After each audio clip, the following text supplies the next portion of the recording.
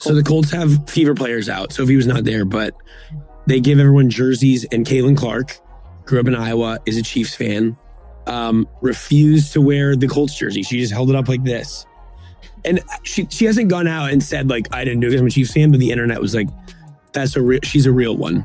I love it. And it's just like... Caitlin Clark isn't just the biggest name in the WNBA. According to Sophie Cunningham, she's practically calling the shots in Indiana. And what Sophie just dropped on her podcast has every corner of the league buzzing. She talked about control, influence, and a rookie running things like a 10-year vet. It's the kind of confession that's got insiders nervous and fans arguing nonstop. Cunningham didn't sugarcoat a thing. She said Clark doesn't only play for the Fever. She directs the offense, has a voice in lineups, and moves around like someone who already owns the locker room.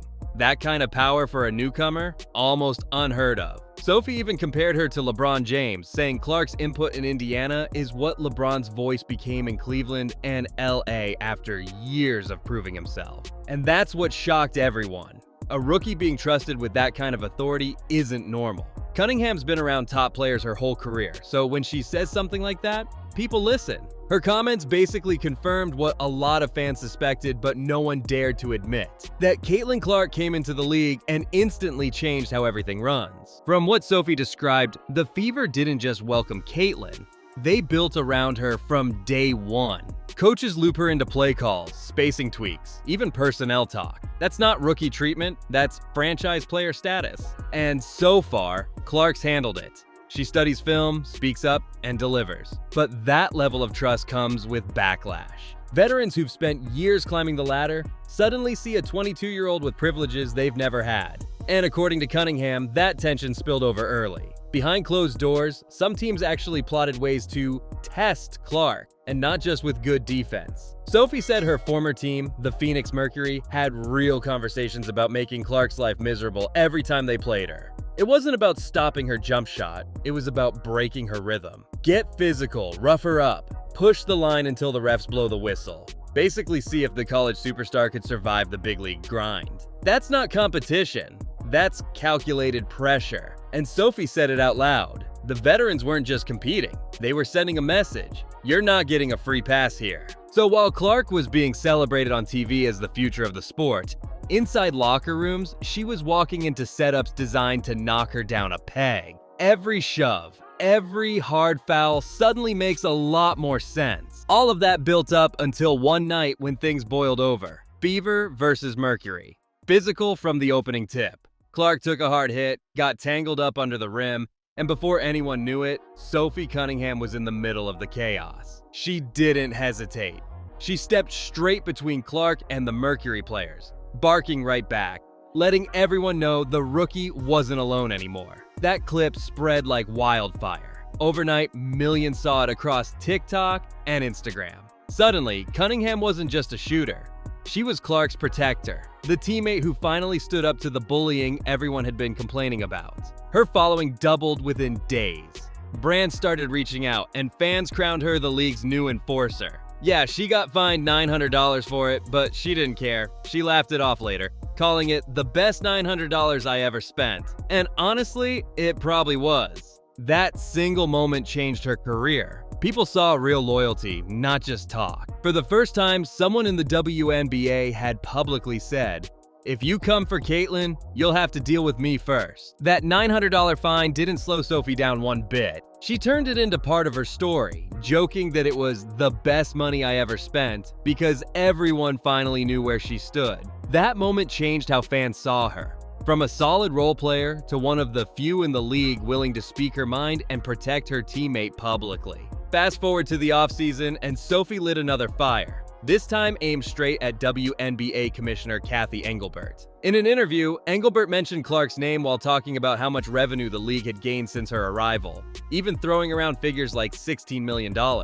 That didn't sit well with Sophie at all. She felt the commissioner was taking credit for Clark's impact instead of acknowledging that Clark was the reason for the league's growth. So Sophie went to Instagram and unloaded. She called Engelbert the most out-of-touch leader this league has ever had. The post blew up instantly. Some fans loved it, saying Sophie was finally saying what everyone else was afraid to. Others thought she went too far and might have just tanked her own career. Either way, the story dominated the timeline, and for the first time in a while, the commissioner was the one under pressure. Cunningham wasn't just lashing out for drama. She'd watched Clark take hit after hit all season, while the league sat back and did nothing about it. In her eyes, leadership had failed the player who was single-handedly saving their ratings, and she wasn't going to stay quiet about it anymore. That Instagram rant turned Sophie into a headline again, but she didn't stop there. On her next podcast, she doubled down, going full throttle on anyone who refused to give Clark credit for carrying the league's momentum. And this time, she didn't hold back. She said, "If you still don't see Caitlyn as the centerpiece of the WNBA, you're either blind or jealous." It was raw, unfiltered, and it went viral within minutes. Fans clipped it, reposted it, debated it. Love her or hate her, everyone was listening. Sophie explained that Clark's impact goes far beyond stats or box scores. She said Clark's the reason people who never watched a WNBA game before are now buying tickets. She's the reason arenas sell out, the reason merchandise sells out, and the reason the WNBA finally gets primetime coverage. She wasn't saying Clark's better than everyone else, just that she's different. She's the one player who's managed to turn women's basketball into must-watch TV. And whether other players like it or not, everyone's benefiting from that. Because the more attention Clark brings in, the more opportunities the league has as a whole. That was Sophie's point. But her delivery? It was so blunt, it shook the entire basketball community. I didn't realize that. She's just young. I just didn't think that. But when you have a generational talent like that, she should have a lot to say of the system. I also think when you have be Caitlyn or like a healthy LeBron, wherever they go, that team will probably be above 500. Yep.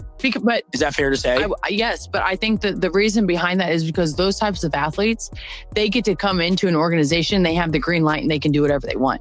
Sophie's rant made waves, and she wasn't wrong about the numbers. Since Clark entered the league, ticket sales have gone through the roof. TV ratings doubled. Merch sold out in hours. Sponsors who'd ignored the WNBA for years suddenly wanted in. Even networks that barely covered women's sports were now fighting for broadcast rights. Sophie called it exactly what it is: the Caitlyn Clark effect. But she also made it clear that jealousy is still holding the league back. Because while Clark's success lifts everyone financially, not everyone's willing to admit it. Still, their relationship isn't perfect. Fans see the support on the court, but they also see the occasional shade. There was that swimsuit promo where Sophie poked fun at Clark in the comments. Harmless, but enough to remind everyone that this isn't some fairy tale friendship. They're competitors first.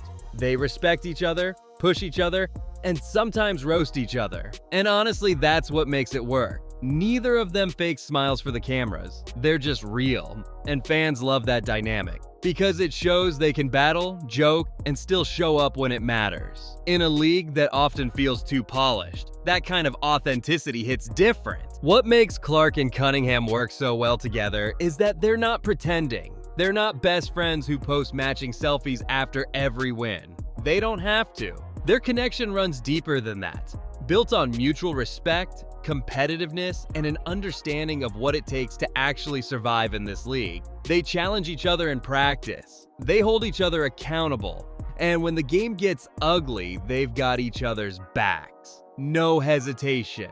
That's what real teammates look like. It's not about smiles and PR moments, it's about showing up when it counts. That swimsuit comment? That was part of it too. It wasn't shade. It was proof that they can keep it real, even in front of the fans. They don't fake chemistry. They earn it every day.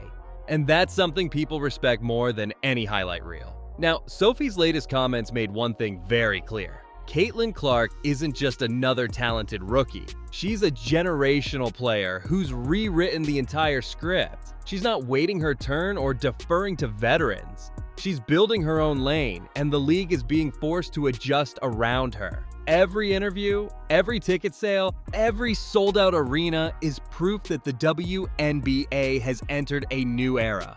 One driven by a player who refuses to play by old rules. Cunningham's been loud, honest, and fearless. And that's why she's now at the center of the league's biggest debate. The WNBA is split right down the middle. There are veterans and executives who can't stand how much attention Clark gets. They say it's unfair that the league should promote everyone equally.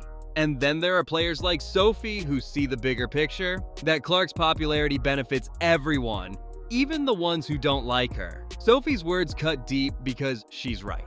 The WNBA has always talked about growth, but not everyone is ready for what real growth looks like. It means change. It means spotlight.